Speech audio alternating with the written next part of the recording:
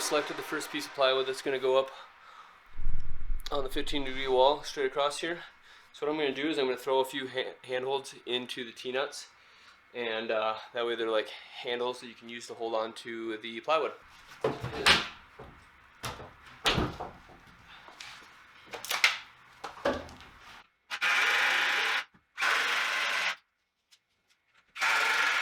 Alright, so together with my awesome wife, we were able to get up the second piece here as well. So now we just got that little strip up there, which I'll do later, and we're going to start working on the two 8-footers on the 25-degree wall.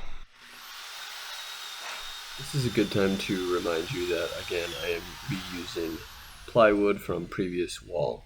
So if you are building from scratch, you will need to take the step of drilling a bunch of 1/2-inch holes.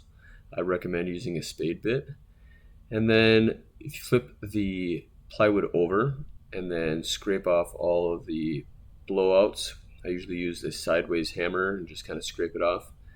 And then you would either hammer in or screw in T-nuts into those holes.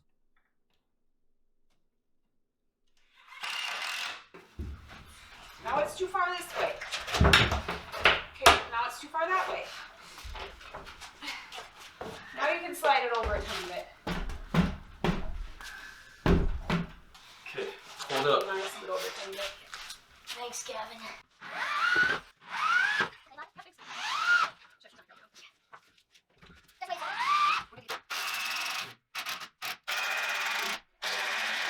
Alright, so we're pretty close to done.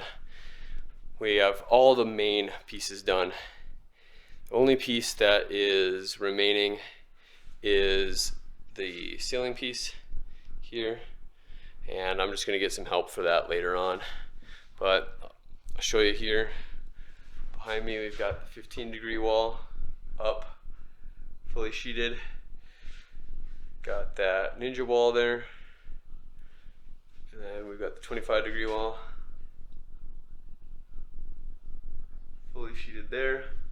We kind of got the itch, so we're going to put some holds on and good stuff like that. So first thing I'm going to start with is some screw-on holds. So some foot jibs and putting some screw-on holds in some of the places where you can't really put bolted holds. So as you can see, like here's a seam. I have a T-nut here and a T-nut here, but they have a big hole here, so I'll probably use some of those locations for screw-on holds. Alright, so the first thing we're going to start with is we're going to start with a bunch of these little jibs, these little screw-on jibs. So I'm going to use those as footholds that don't really ever move down here in the kicker.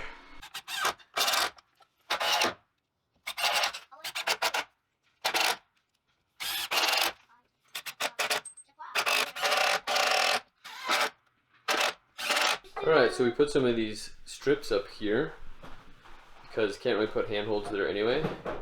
And I think there'll be nice little footholds maybe as we're traversing, little helper footholds to get from this wall once this roof section is put on there.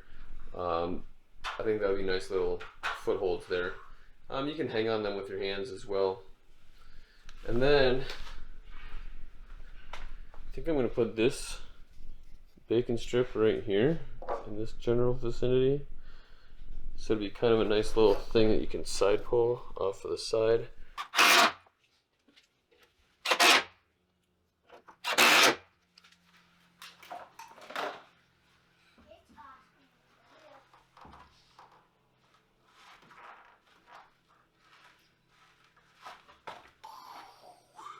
I've thrown some bunch of screw holes on in various locations.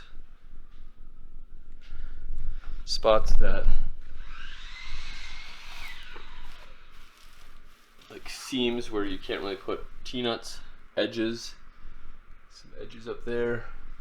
What I've left over is these screw-ons here. They're a little bit more technical, and these ones I'm going to save for actual route setting and things like that, and so we'll want them in very specific locations. Next thing I'm going to do is throw on some wooden holds, some kind of homemade rails and wooden holds that I've made over the years. And included in this is going to be a volume.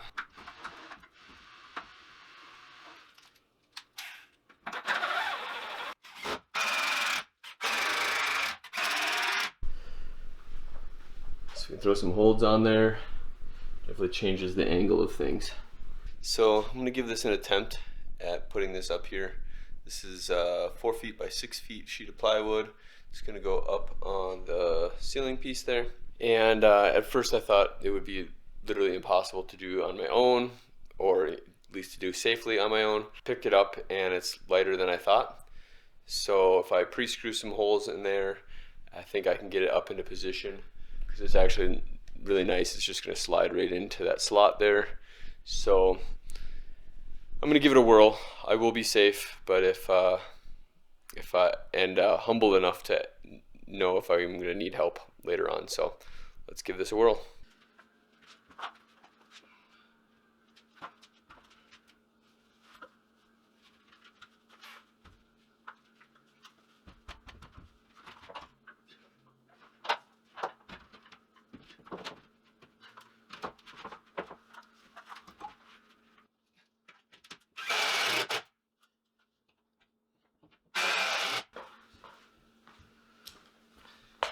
And my battery died.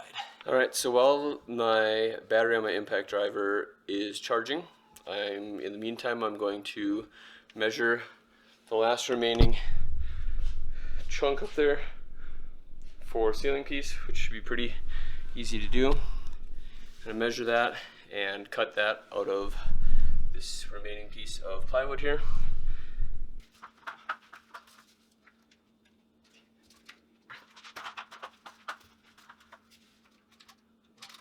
Alright, now we're going to cut the last piece of this plywood, for now at least, the last piece of plywood.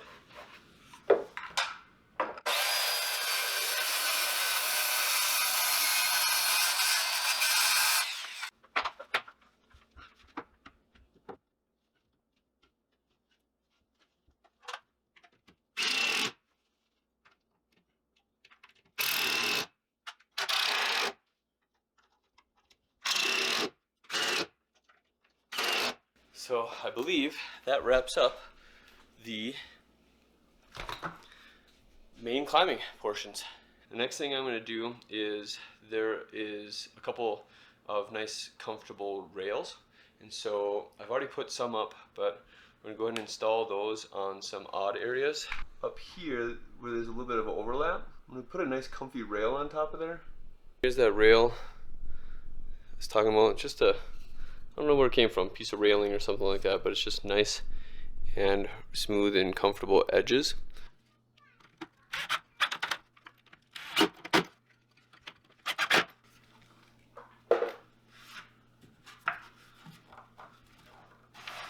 Nice and cozy, so that I can reach over something over here and we're golden. I was thinking about putting another screw-on handhold up here, so let's see if that will fit nicely here now that I have this in place. Thinking something like that.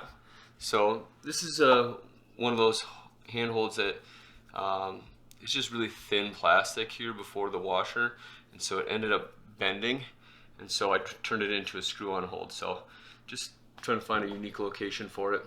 And this would just be another transition to keep me away from this garage door opener. I'm even thinking probably just going straight up and down like that.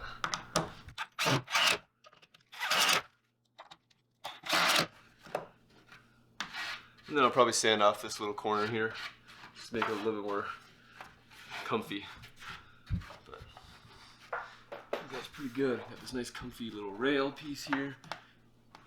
Got that there. Nice. All right, so while we're talking about peripherals here, so this is the 25-degree wall, and as you recall, if you come up just this last 2 feet here, doesn't go all the way up to the top of the roof, the ceiling. And so because behind me is again the garage door opener, and so I had this finish here, and so similar to what I just installed over there, I've got this nice comfy rail here. So this would be a really good finishing, basically finishing jug, to be honest, because of the angle.